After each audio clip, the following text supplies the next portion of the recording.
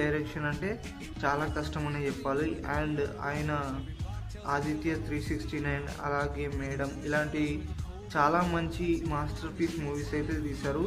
ఆయన మూవీస్ అన్నీ చాలా క్లాసికల్గా ఉంటాయి అండ్ అలాగే కొత్త కాన్సెప్ట్లతో ఉంటాయి. అండ్ ఈ మూవీని ప్రొడ్యూస్ చేసిన నాగ్ అశ్విన్ అండ్ అలాగే సంగీతం శ్రీనివాస్ గారు అయితే గురించి మాట్లాడుకుందాం. ముఖ్యంగా ఈ మూవీ గురించి మాట్లాడుకోవాలనుకుంటే ఇది ఒక లో బడ్జెట్ ఒక మంచి డ్రామా మూవీ.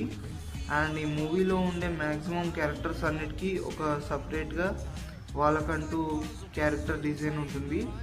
అండ్ ఈ మూవీలో ఎక్కువగా క్యారెక్టర్స్ ఉండవు, ఒక 50-60 క్యారెక్టర్స్ మాత్రమే ఉంటాయి. అండ్ అది ఒక విలేజ్లా చూపిస్తారు. నాకైతే అది ఒక చిన్న గల్లీలా అనిపించింది తప్ప అదొక విలేజ్ అన్న ఫీలింగ్ రాలేదు. అండ్ ఈ విలేజ్ చుట్టూ చెట్లు పచ్చదనం అయితే ఎక్కడా ఉండదన్నమాట. అక్కడ మైన్స్ అయితే ఉంటాయి. సో అందరూ